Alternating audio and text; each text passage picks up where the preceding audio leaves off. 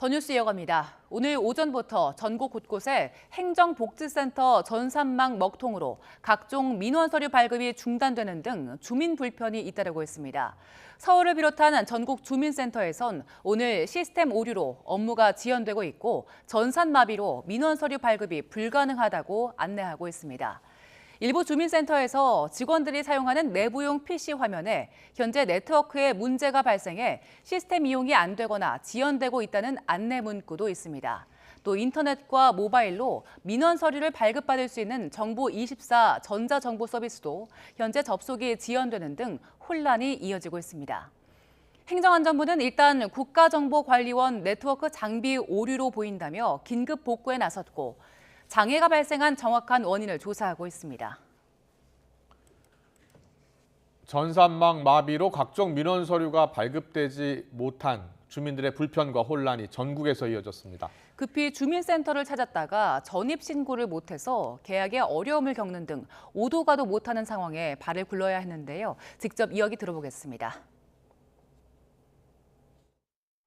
전입 신고하러 왔는데 그걸 오늘 중으로 안 하면은 이제 또 계약이 파기돼 가지고 그래서 지금 어디 가지도 못하고 이렇게 앉아 있습니다. 은행 업무 처리할 게 있어가지고 했는데 지금 계속 이걸 못하니까 그 뒤에 업무를 지금 휴가까지 썼는데 계속 못해서 또 휴가를 써야 될 것 같아요.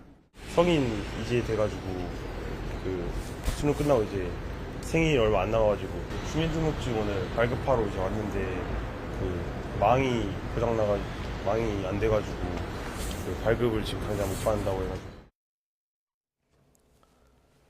검찰이 부당합병과 회계 부정 관련 혐의로 기소된 이재용 삼성전자 회장에게 징역 5년, 벌금 5억 원을 구형했습니다. 그러면서 이번 일은 자본시장의 근간을 훼손한 사건이라며 우리나라 최고 기업 집단인 삼성이 이런 행태를 해 참담하다고 밝혔습니다. 오후엔 무죄를 주장하고 있는 이재용 회장 측의 최후 진술이 이어질 전망인데요. 취재기자 연결해서 자세한 사항 알아봅니다. 백종규 기자. 네, 서울중앙지방법원입니다. 네, 검찰이 오늘 오전 이재용 삼성전자 회장에게 징역형을 구형했는데요. 오후 재판은 지금 어떻게 진행되고 있습니까? 네, 서울중앙지방법원에서 열린 자본시장법 위반 혐의 등의 결심 공판은 오전에 이어 오후까지 이어지고 있습니다. 오전에는 검찰이 이재용 삼성전자 회장 등 사건 관계자들에게 구형을 했고 조금 전인 오후 2시부터는 변호인들의 의견 진술이 이어지고 있습니다.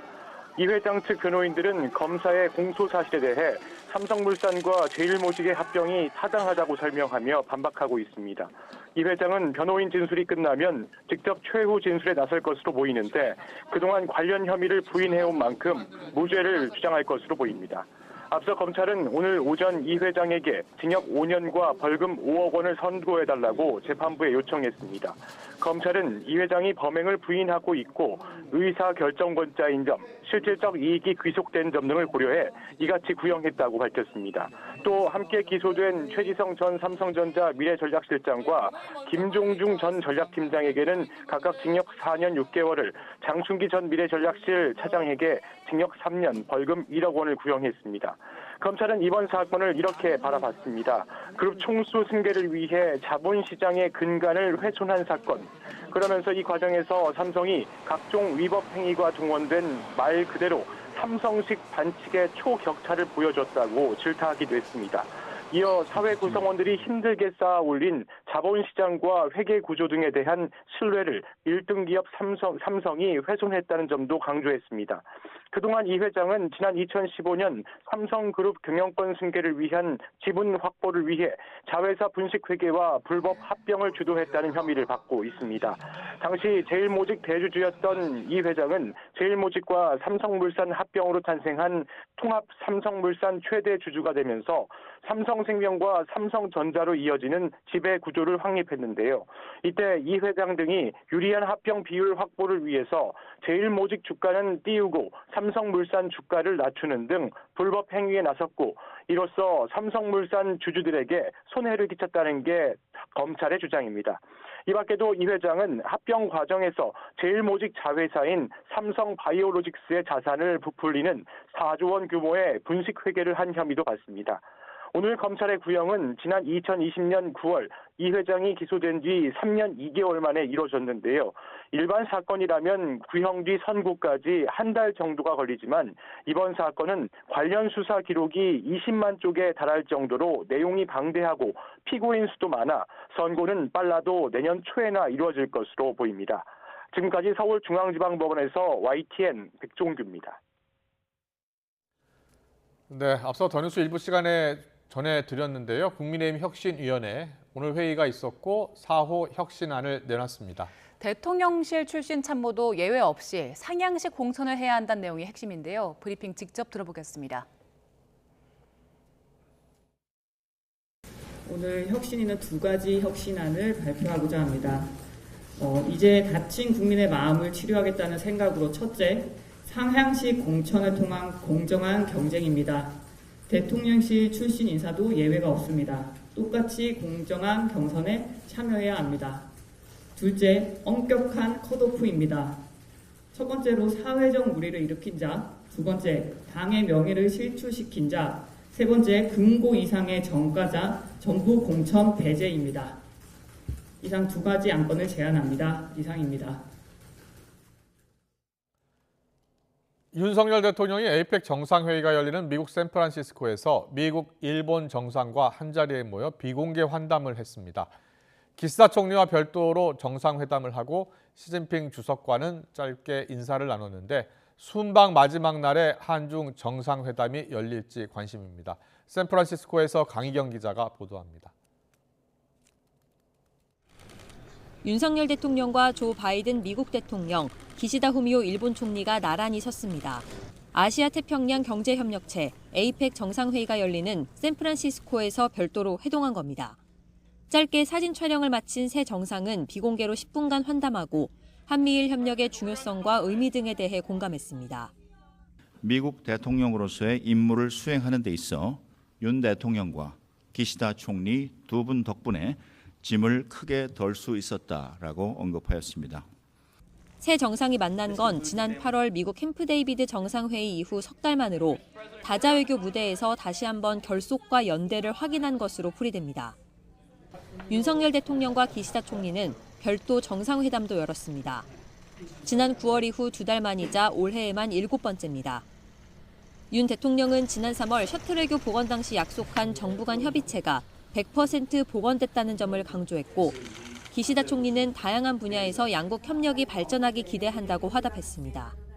지난 3월 방일 시 합의한 모든 정부 간 협의체가 이제 100% 복원이 됐습니다. 각 분야에서 양국이 긴밀히 소통할 수 있도록 さまざまな分野で日韓の協力を動かしてきました。この歩みをさらに前に進めたいと思っています。 가장 눈길을 끈 건 윤 대통령과 시진핑 중국 국가주석의 만남이었습니다. 에이펙 세션에서 만난 두 정상은 1분간 대화를 나눴습니다. 윤 대통령은 에이펙을 계기로 좋은 성과를 거두기 바란다고 덕담을 건넸고 시 주석은 좋은 성과가 있을 것으로 확신한다며 이 과정에 한중이 협력하길 희망한다고 말한 것으로 전해졌습니다. 에이펙 기간 한중 정상회담 개최 여부는 여전히 막판 조율을 거치고 있습니다. 기시다 총리와 나란히 스탠퍼드대 좌담회에서는 일정 마지막 날 한중 정상회담이 극적으로 성사돼 윤 대통령의 외교 보폭이 넓어질 수 있을지 주목됩니다. 샌프란시스코에서 YTN 강희경입니다. 기시다 후미오 일본 총리와 시진핑 중국 국가주석이 오늘 오전에 미 샌프란시스코에서 정상회담을 가졌습니다. 중국과 일본이 여러 현안의 대립구도를 이어온 가운데 양국 정상은 관계 안정화에 초점을 맞추며 현안에 접근한 것으로 알려졌습니다. 일본 현지 연결합니다. 김세호 특파원. 네, 도쿄입니다. 중국과 일본이 여러 안보 경제 현안에 대립을 해왔었는데요. 1년 만에 만난 두 정상, 어떤 이야기로 대화를 이어갔습니까? 네, 기시다 총리와 시진핑 주석은 악수를 나눈 뒤 곧바로 모두 발언을 이어갔습니다. 우선 시진핑 주석은 쌍방이 역사적 대세와 시대 흐름을 파악해 의견차를 적절히 관리해 나가야 한다고 말했습니다. 그러면서 새 시대의 요구에 부합하는 중일 관계를 구축해야 한다고 강조했습니다. 이에 기시다 총리는 올해가 중일 평화 우호 조약 45주년이 되는 해라며 세계의 평화와 안전에 공헌해 나갈 책임이 양국에 있는 만큼 양국의 더 밝은 미래를 열어가기 위해 힘을 합치자고 화답했습니다. 일본과 중국은 최근 오염수 방류 문제와 반도체 수출 통제 등을 놓고 첨예하게 대립해왔는데 두 정상의 이 같은 발언은 이번 정상회담을 통해 양국 간 관계 안정화에 초점을 맞추겠다는 뜻으로 풀이됩니다. 일본 정부는 오전 브리핑에서도 중국에 주장할 것은 주장하면서도 건설적이고 안정적 관계 구축을 위해 노력하겠다는 것이 일관된 방침이라고 강조했습니다. 기시다 후미오 총리가 시진핑 주석에게 처음으로 오염수 관련 입장을 직접 전달했다고요? 네, 그렇습니다. 기시다 총리는 시진핑 주석과의 정상회담이 끝난 뒤 기자들과 만나 회담 내용을 소개했습니다. 예상했던 대로 기시다 총리는 후쿠시마 제1원전 오염수 방류에 대해 과학적 기반에 근거한 냉정한 대응을 촉구했다고 밝혔습니다. 이어 중국의 일본산 수산물 수입 금지 조치를 즉각 철회할 것을 요구했다고 말했습니다. 그러면서 중국과 일본이 협의와 대화를 통해 수산물 수입 규제 해결 방법을 찾아가자는 데 의견을 일치했다며 전문가들이 오염수 문제를 논의하는 것을 고려하고 있다고 설명했습니다. 기시다 총리는 또 시 주석에게 중국이 일본 주변에서 러시아와 협력해 군사활동을 강화하는 데 대해서 우려를 표명한 데 이어 타이완 해협의 평화와 안정이 국제사회에 매우 중요하다는 점도 전했다고 말했습니다.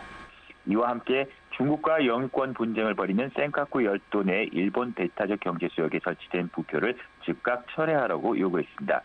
이 밖에 기시다 총리는 중국에서 간첩 혐의 등으로 체포된 일본인의 조속한 석방과 안전 보장을 요청했습니다. 지금까지 도쿄에서 YTN 김세호입니다. 올해 대학 수학능력 시험은 국영수 모두 어려웠다는 평가가 나왔습니다. 1등급 커트라인도 다소 내려갈 전망인데요. 취재 기자 연결해서 자세한 내용 알아봅니다. 김연아 기자. 네, 사회정책부입니다. 네, 가채점 결과가 나오고 있는데 킬러 문항이 없었지만 국영수 모두 어려웠다 이런 평가 나오고 있지요. 네, 현재까지 각 입시정보 기관들이 각자 확보한 가채점 결과들을 토대로 내놓은 등급 컷 예상치를 보면 이번 수능 어려웠습니다. 원점수 기준으로 국어 1등급 커트라인은 화법과 작문이 85에서 88점, 언어와 매체는 83에서 85점 사이 형성됐고 수학 1등급은 확률과 통계가 89에서 93점, 미적분이 81에서 84점, 기하는 84에서 90점 사이란 예상이 나옵니다. 평가원이 수능 원점수 등급 컷을 공개하진 않지만 표준 점수를 기준으로 원점수를 역산한 추정치와 비교했을 때 지난해 수능보다 국어는 2문제 안팎 더 틀렸고 수학은 비슷했지만 미적분이 다소 어려웠던 것으로 보입니다. 절대평가인 영어는 지난해 수능 1등급 비율이 7.83%였고 9월 모평은 4.37%였는데 수능은 9월 수준에 가까웠다는 평가가 나오고 있습니다. 오늘부터는 가채점 결과를 토대로 한 입시 설명회가 속속 시작됩니다. 주말에는 수시 논술과 면접도 시작되는데요. 이번 수능은 국영수 모두 어려웠던 만큼 정시에선 N수생들이 더욱 강세를 보일 것으로 보이고 재학생들은 등급 컷을 확보하는 게 어려워질 수 있습니다. 또 국어와 영어의 변별력이 지난해보다 크게 올라간 만큼 입시 전략도 지난해와 달라질 걸로 보이는데요. 지난해 정시는 사실상 수학 점수가 당락을 좌우했지만 올해는 전체 성적을 다 따져야 할 전망입니다. 지금까지 사회정책부에서 YTN 김현아입니다. 어제 수능 시험에선 서울의 한 고등학교에서 시험 종료 알람을 실수로 일찍 울리는 사고가 발생했습니다. 서울시 교육청은 수능 당일 1교시 국어 시간에 시험 종료 벨이 1분 30초 일찍 울렸다고 밝혔습니다. 학교 측은 2교시 수학 영역이 끝난 뒤 다시 국어 시험지를 배부해서 1분 30초 동안 문제를 풀도록 조치했다고 설명했습니다. 다만 답안 작성을 마치지 못한 수험생들만 마킹할 수 있도록 하고 이미 작성된 답안지를 수정하지는 못하도록 해서 수험생 항의가 빗발쳤습니다. 이번 수능에선 킬러 문항 배제 방침이 지켜질지도 관심이었죠. 수학 영역의 문제 하나가 화제입니다. 어떤 문제인지 함께 보시죠. 네, 지금 보시는 게 수학 영역의 22번 문제입니다. 제시된 수학적 조건을 만족하는 그래프의 모습을 추론해야 하는 내용인데요. EBS 수능 정답과 오답률 분석에 따르면 정답률이 1%대에 불과했습니다. 아주 어려운 문제인 거죠. 자, 그럼 수험생들 반응 어땠을까요? 커뮤니티에선 하소연이 이어지고 있습니다. 킬러 문항을 내지 않는다고 해놓고 22번은 뭐냐, 바로 포기했다, 이런 글이 올라온 건데요. EBS 현장 교사단은 변별력을 확보하기 위한 문제였고 수험생의 연습량에 따라서 정답률이 차이가 날 거라고 설명했습니다. 사실 이번 22번 문항 같은 경우도 학교에서 공부를 배우고 나서 본인이 얼마만큼 그 연습을 많이 해봤냐에 따라서 이게 정답률이 차이가 나는 문항으로 제시가 된 거거든요. 그런 면에서 저는 22번이 앞으로 학생들이 수학을 공부할 때 학교 교육과정에서 이런 걸 배우고 EBS 수능 개조로 뭔가를 더 강화해서 연습을 할 때도 꾸준한 학습을 해 나가야 된다라는 어떤 시그널을 주고 있는 부분이 아닌가. 네, 전문가들의 의견도 갈리는데요. 교육 과정에선 크게 벗어나지 않는다. 문제풀이가 어려워서 킬러 문항이라고 볼 수 있다. 이렇게 해석이 조금씩 다릅니다. 킬러 문항을 없애야 한다는 취지가 사교육 열기를 잠재우기 위해서였는데 이런 돌출 문제에 대비해야 한다는 측면에선 결국 사교육이 필요한 게 아니냐는 논란도 이어질 걸로 보입니다. 들어보시죠. 학교 교육 과정에서 크게 벗어나서 출제됐다라고 이렇게 명확하게 해석하기에도 사실은 애매하고 문제가 있을 수 있고, 다만 난이도적인 측면에서는 필요한데 일반적인 수험생 입장으로 놓고 봤을 때는 고난도 킬러 문제가 빠진다라고 했는데, 이런 문제가 들어오면은 여전히 킬러 문제, 어려운 문제, 예상 밖의 어떤 돌출 문제들에 대해서 계속 대비를 해야 되는 것 아닌가, 이런 어떤 그 주장이 제기될 수는 있죠.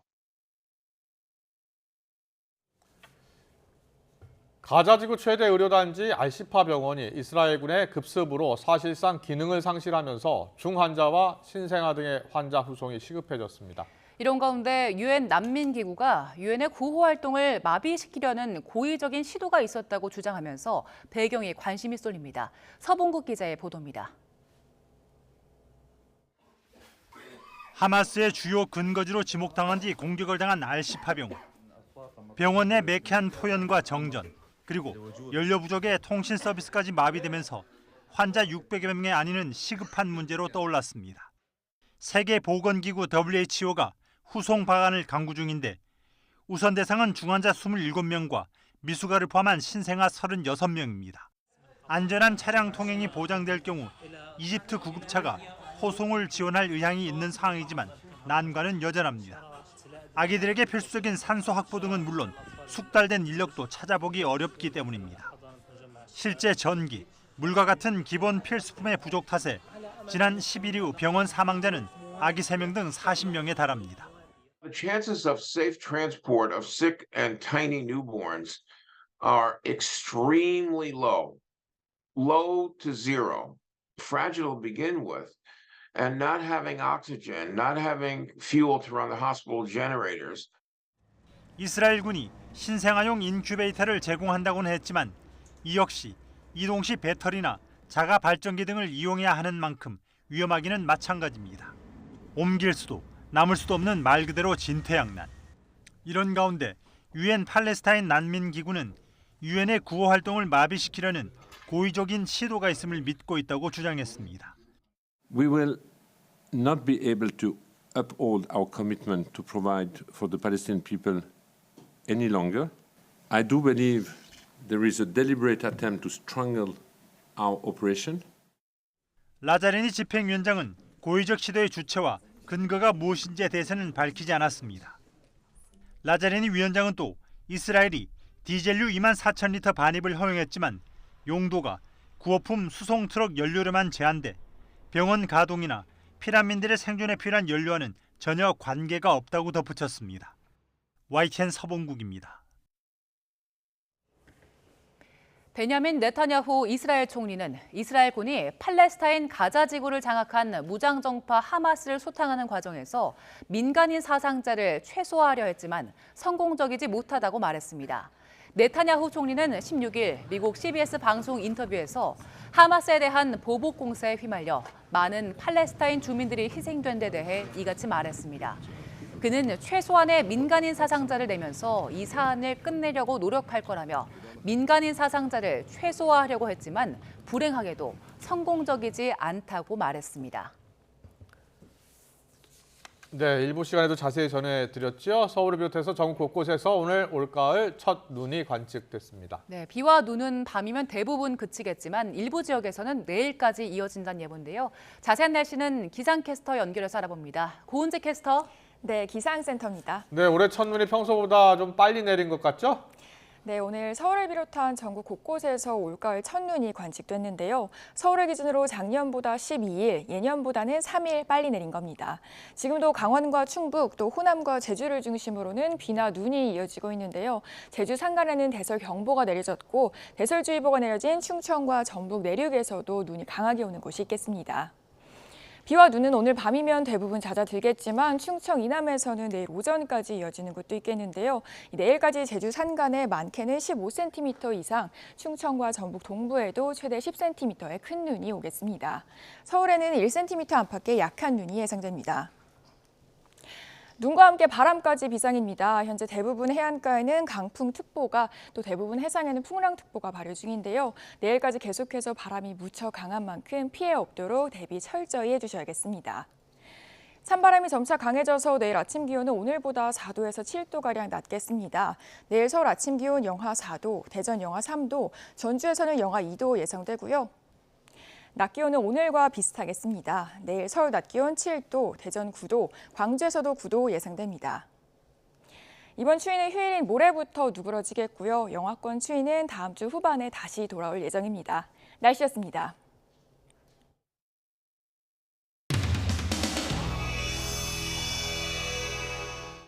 우리 4명의 의원들뿐만 아니라 그 4명의 의원들과 그 점에서 뜻을 같이 하는 한 40-50명의 의원들이 있습니다. 비록 뭐 이름을 공개하고 함께하지 못하더라도 뜻을 같이 하는 그런 의원.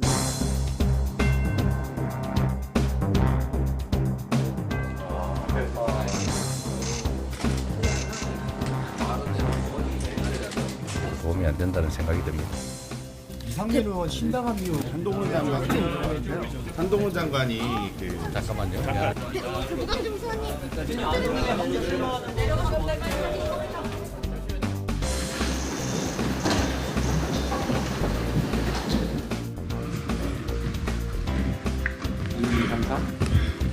순서대로 이제 비명계의 프레임을 벗어 던지겠습니다. 누구를 반대하기 위해서가 아니라 민주당의 무너진 원칙을 되살리고 국민이 요구하는 상식의 정치를 세우겠습니다.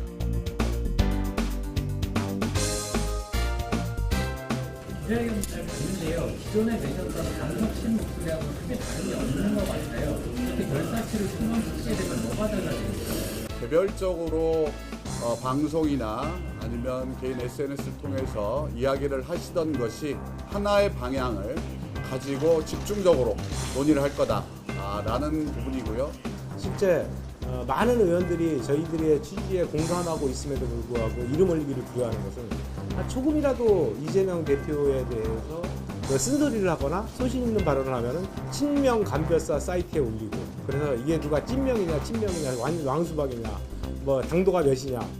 그 친명 팬덤으로부터 꾸준하게 지속적으로 공격을 받아온 사람으로서 그 매운맛이 다릅니다. 옛날에는 오프라면 더 심한 말씀까지 하겠는데 제가 당해왔던 것 중에 가장 센 거예요, 요즘이. 가능성으로도 네번 의원님들 간의 견해 차이 분명히 존재할 것 같은데 쭉 함께 움직인다고 봐야지 이 부분도 같이 말씀해주세요. 먼저 탈당 부분에 대해서는 저희 4명의 의원들이 얘기를 해본 적이 없습니다. 한마디만 덧붙일게요. 지금 우리 민주당이 한 달 정도 시간이 있다고 봅니다. 앞으로 총선이 한 5개월 남았는데요. 그 한 달 동안에 우리 4명의 의원들뿐만 아니라 그 4명의 의원들과 그 점에서 뜻을 같이 하는 한 40-50명의 의원들이 있습니다. 만약에 그렇게 되지 않았을 때는 그때 가서 우리가 또 어떤 결단을 내릴지. 하여간 민주당이 한 달 안에 결단을 해야 된다. 만약에 민주당이 결단하지 않으면 우리가 발족을 하는 거예요. 앞으로는 저희는 혁신계라고 불러요. 민주당도 이런 노력을 통해 작은 차이를 극복을 해 나갈 겁니다. 네, 뭐 너무 감사합니다. 오늘 와주셔서. 예. 김종민 의원님이 예전에 붙였을 정당이 민주당이 붙였을 정당이라고.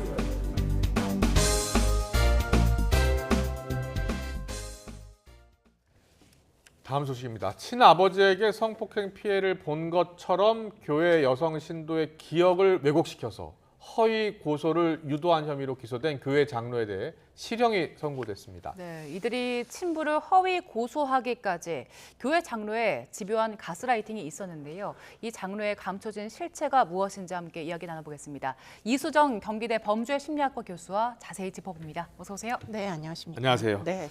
네, 먼저 이수정 교수께서 직접 선정하신 주제인데요. 화면으로 영상 구성으로 어떤 사건이었는지 만나보고 오겠습니다.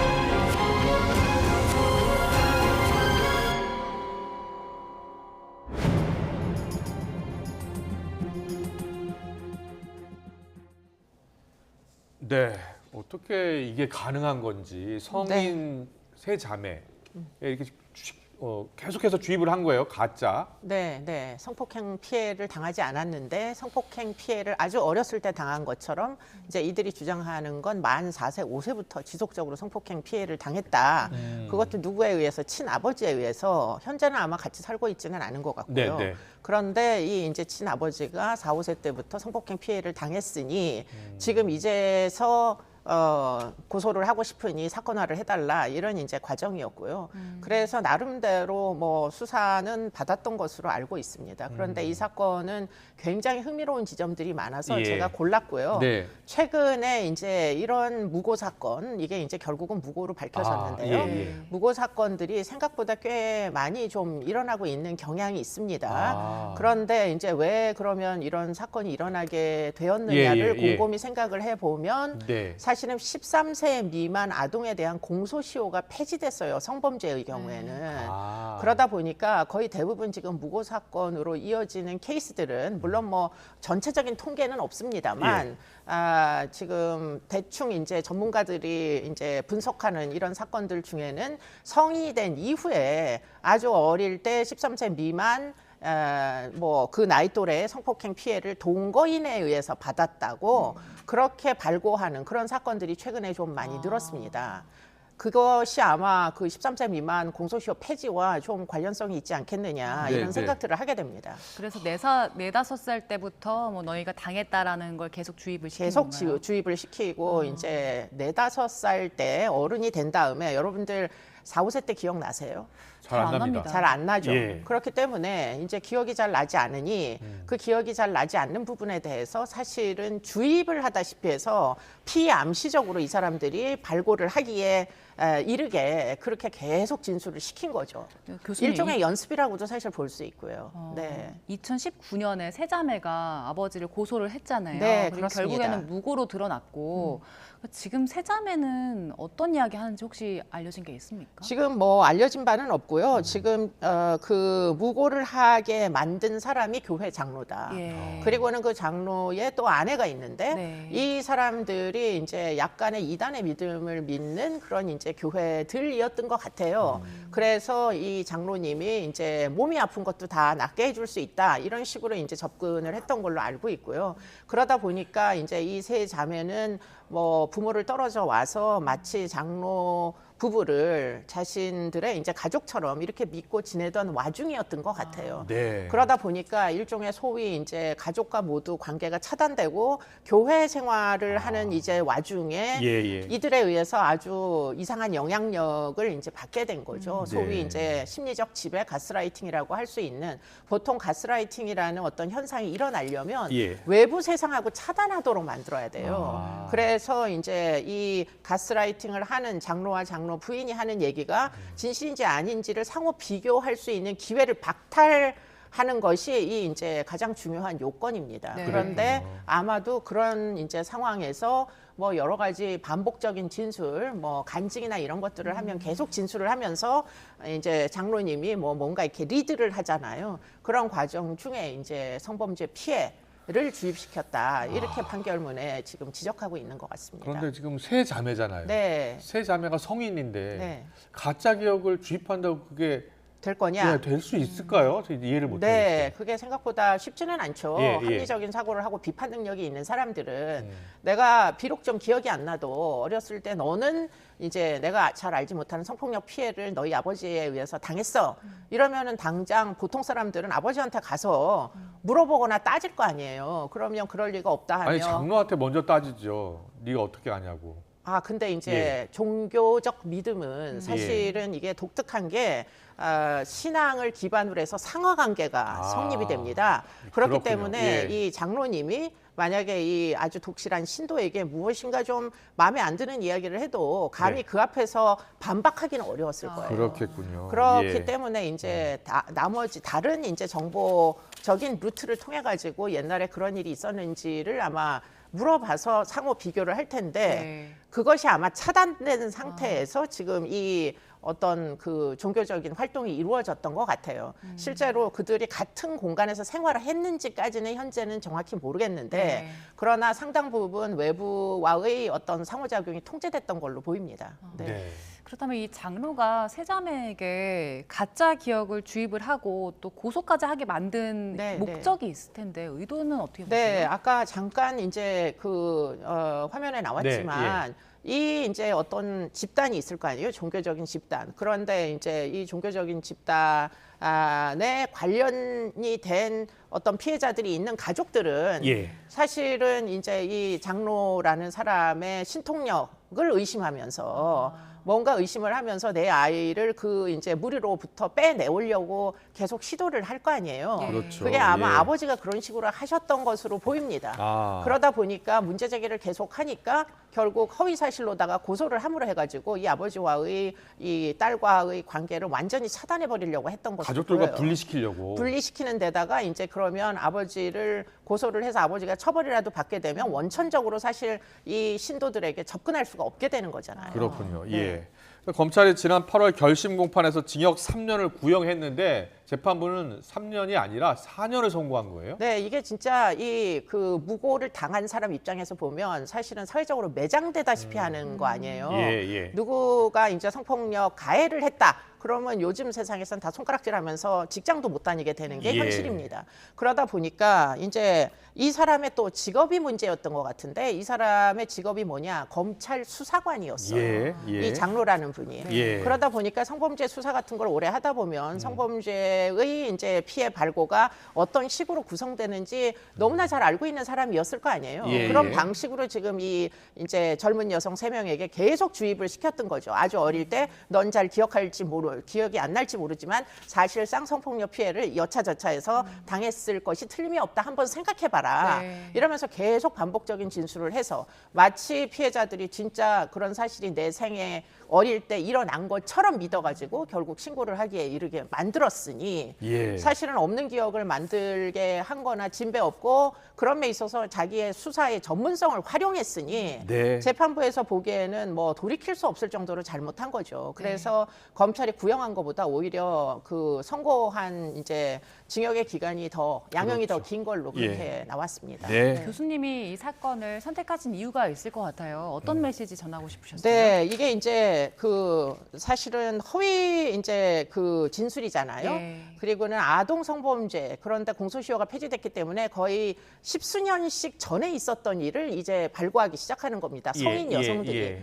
그런 것들을 이제 회복적인 이제 기억이 회복됐다 해서 뭐 리스토어된 기억의 왜곡 가능성에 대해서 사실은 외국의 형사사법제도 내에서는 이런 것들을 굉장히 많이 연구를 해요. 그래서 사실은 진술의 정확성이 떨어진다라는 그런 연구의 결과가 무지하게 많아요. 네. 그런데 우리나라에는 그런 것들이 잘 이 소개가 안 돼 있다 보니까 사실 성인 여성이 어렸을 때 4세, 5세 또는 3세 이전에 무슨 성적인 침해를 당했노라고 신고를 하는 경우들이 사실은 존재합니다, 지금. 그래서 그게 사실 객관적인 사실에 비교해 봤을 때 없는 사실을 진술했다 하여 무고가 되는 경우들이 최근에 좀 많이 늘었어요. 그렇군요. 그렇기 때문에 그런 부분에 대해서는 가능하다면 지금 그 피해 진술의 초기 진술부터 계속해서 어떤 종류의 이제 진술이 번복이 일어나거든요. 그렇기 때문에 그런 것들을 좀 더 진술 분석이나 이런 전문가들이 좀 더 개입할 수 있는 기회를 늘려가지고 억울한 사람들이 발생하지 않도록 그렇게 해주셨으면 좋겠습니다. 그렇군요. 이제 진술의 일관성이 있는지 여부가 상당히 중요할 것 같아요. 네, 그렇습니다. 네, 알겠습니다. 잘 들었고요. 다음 사건 넘어가겠습니다. 정부 중앙부처 소속 7급 공무원이요. 인터넷 성인 방송 BJ로 활동하다 적발돼서 최근 감사를 받고 있다는 사실 YTN 단독으로 저희가 전해드린 바 있습니다. 예, 해당 공무원의 징계 수위에 관심이 쏠리고 있는데요. 지금 신상 추적까지 벌어지면서 사건이 확산하고 있습니다. 일단 교수님, 이 사건 7급 공무원인 여성이 개인 방송을 했습니다. 그러다가 여기서 흡연을 하고 술 마시는 장면 그리고 노출을 하는 장면도 연출이 됐었어요. 그러다가 그 해당 방송 운영자가 이 노출이 심해지면서 끊었었잖아요.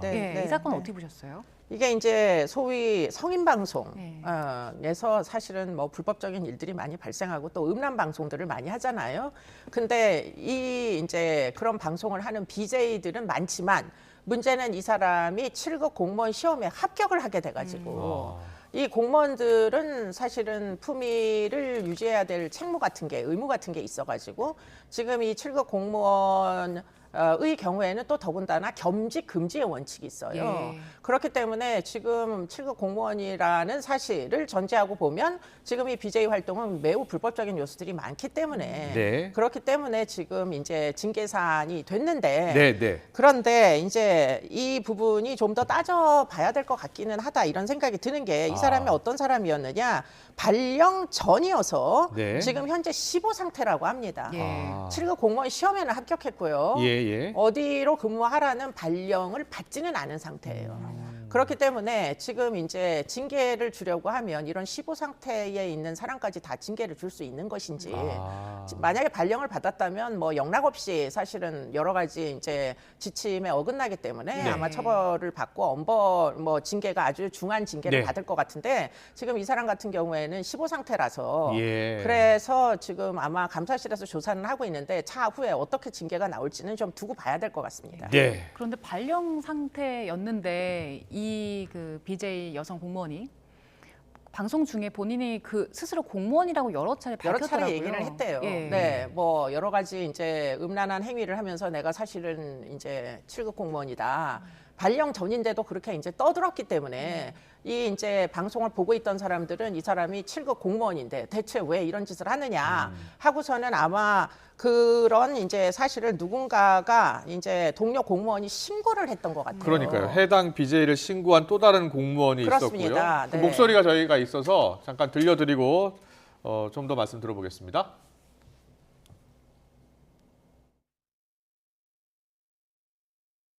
당황스러웠고 또 굉장히 충격적이었습니다. 그 당시에 1000명 정도 이렇게 가까이 시청을 했었는데 자신이 이제 공무원인 것을 여러 차례 스스로 밝히고 방송을 했었습니다. 신고한 분도 공무원이고 1000명이 보고 있었다고 하네요. 뭐 지금 이런 이제 그 BJ들의 예. 방송은 이 시청자들이 생각보다 많이 있습니다. 더군다나 이제 굉장히 많은 어떤 어떻게 보면 돈을 송금을 하잖아요. 예, 무슨 예. 이상한 행위를 하면 예. 대가로 이제 뭐 여러 가지 포인트를 준다거나 예. 이런 식으로 하니까 금전 때문에 뭐 굉장히 그 인기가 있는 이런 BJ들이 탄생을 하는 거죠. 네. 이 문제가 된 공무원이 특별 사법 직무를 네, 맡고 네. 있었다고요? 이게 어떤 직종입니까? 지금 이제 그 정확하게는 제가 예. 모르겠습니다. 예, 예. 그런데 이제 아마 특별 사법 직무라는 게 네. 특별 사법권이라는 걸 가끔 줘요. 경찰이 아님에도 불구하고 예, 뭐 예를 예. 들자면 불량식품을 단속한다거나 뭐 이런 경우에는 사법권을 주는 아마 공무원으로 완전히 발령받은 상태는 아니고 아마 예. 15 정도를 하고 있는 것으로 그렇군요. 보입니다. 네. 예. 그런데 지금 이 공무원이 누구인지 신상을 추적하는 일까지 벌어지면서 해당 여성이 아닌데 다른 여성이 뭐 해당 공무원이었다 이렇게 네, 막 맞아요. 이런 문제도 네, 있더라고요. 네. 뭐 문제가 되는 이런 방송을 하는 BJ들이 몇 분이 계세요. 네, 네. 뭐 이 BJ는 아주 인기 있는 BJ는 아니었던 걸로 보이고 그래서 이제 사람들이 지금 이것이 문제가 되다 보니까 많은 사람들이 이제 제보를 하기 시작했습니다. 이 여자가 도대체 누구냐. 예. 그래서 뭐 어떤 이제 채널에서는 이 사람의 신원이 이 사람이다, 이 BJ다 하고 이제 보도를 했는데 문제는 그 사람이 또 아니어서 좀 문제가 되기도 했었고 그렇기 그렇군요. 때문에 지금 시청자들이 이분의 이제 신상을 캐기 위해서 지금 거의 뭐 굉장히 혈안이 돼서 찾고 있는 이런 와중으로 보입니다. 네. 알겠습니다. 시대가 바뀌면서 인터넷 방송에 참여하는 공무원들이 계속 늘고 있나 봐요. 네, 뭐 예. 그러나 사실 금전이 발생하기 때문에 뭐 불법입니다. 네. 잘 알겠습니다. 잘 들었습니다. 지금까지 이수정 경기대 범죄심리학과 교수와 함께했습니다. 잘 들었습니다. 고맙습니다. 맞습니다.